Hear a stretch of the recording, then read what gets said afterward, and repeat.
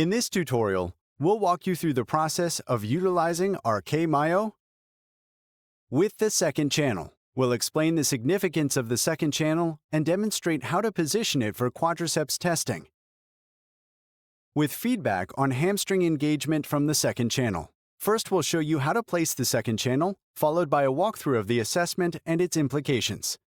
To position the electrodes on the hamstrings, ask the patient to flex their knee slightly with a gentle internal rotation, targeting the semitendinosus. Locate the tendon, follow it, palpate, and identify the muscular body, similar to the previous demonstration on the muscle contour.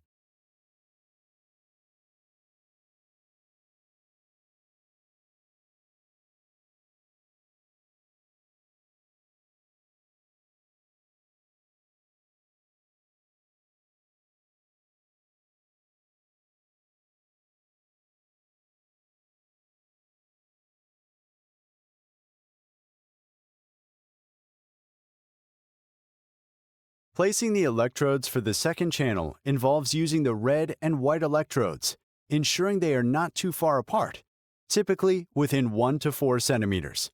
I'll measure the distance between the electrodes, which is 3 centimeters in this case. For enhanced reproducibility, measure the distance between the start of the tendon, i.e. my anatomical reference point, and the line in the middle of both electrodes. Here, I've got 18 centimeters, so I can record this information in the test comments for reproducibility. The electrode with the black lead will be connected later.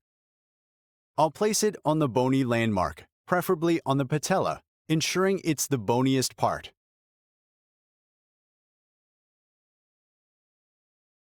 Now have the patient turn for proper installation. Now I'll repeat the installation of the first channel, as demonstrated earlier, marking 5 centimeters above the patella,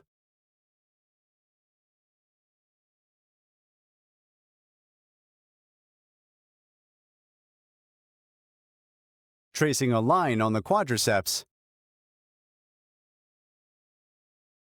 and placing it on the muscle contour.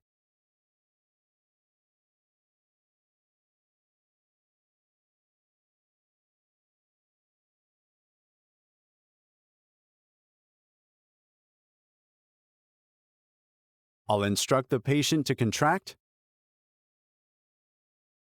I'll place it in the middle.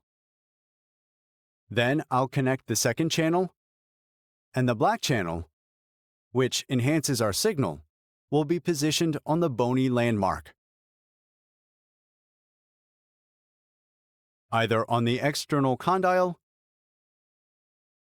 or on the patella. In this case, we'll place it on the patella to avoid any issues.